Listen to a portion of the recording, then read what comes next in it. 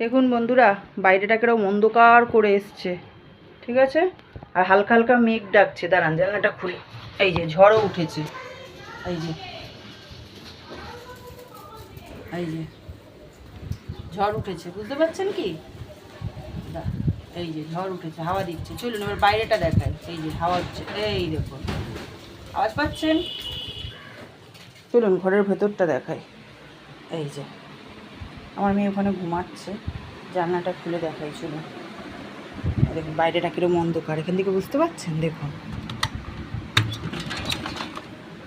এই দেখুন কিছুক্ষণ আগে না আমি রোদ্দুর দেখালাম, এই দেখুন হাওয়া দিচ্ছে, এই যে ঝড় উঠছে। প্রকৃতি কখন কি করে বোঝা মুশকিল। এই দেখুন,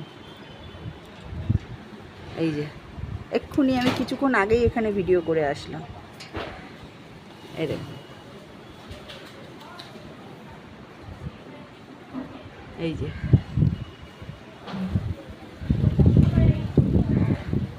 বুঝতে পারছেন?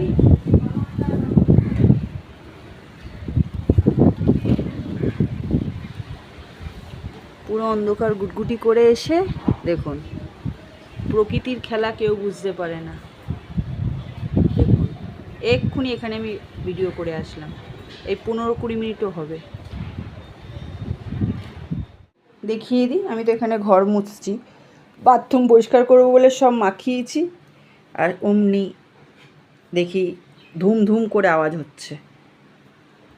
চলুন দেখিয়ে দিই। এই হচ্ছে লাউ দিয়ে বড়ি দিয়ে তরকারি। এই যে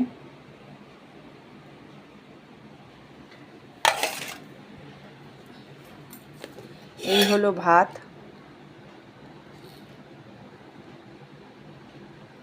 আর আমাদের জলে এত আয়রন না, হলুদ হয়ে যায়। সাদা জামা প্যান্ট কাচতে গেলে তো আরও হলুদ হয়ে যায়।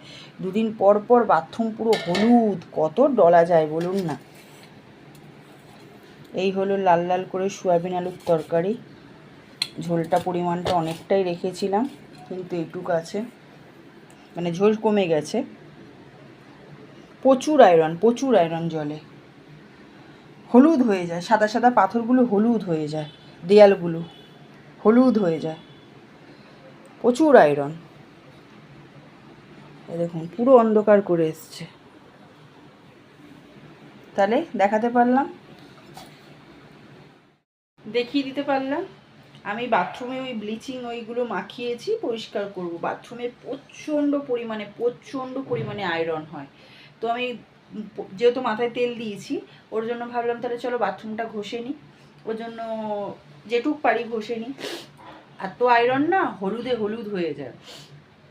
তারপরে দেখি ধুম ধুম করে আওয়াজ হচ্ছে জানলাটা, মানে কী হলো, হট করে দেখি কি ঝড় উঠেছে, পুরো কালো হয়ে গেল। কিছুক্ষণ আগেই আমি ভিডিও করে দেখালাম যে রোদ্দুর, অমনি পুরো অন্ধকার হয়ে গেল।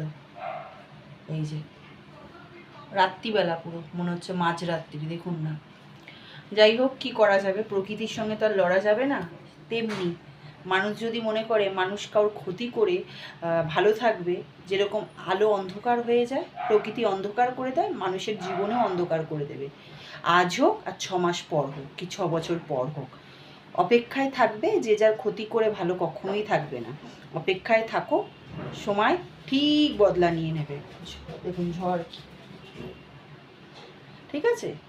যেরকম প্রকৃতি কিছুক্ষণ আগে আলো ছিল, পুরো অন্ধকার করে দিল, ঝড় উঠিয়ে দিল, তো কারোর জীবনে কেউ ক্ষতি করে কিছুদিনের জন্য ভালো থাকবে, তার জীবনেও অন্ধকার নেমে আসবে, তার জীবনেও এরকম ঝড় উঠিয়ে দেবে।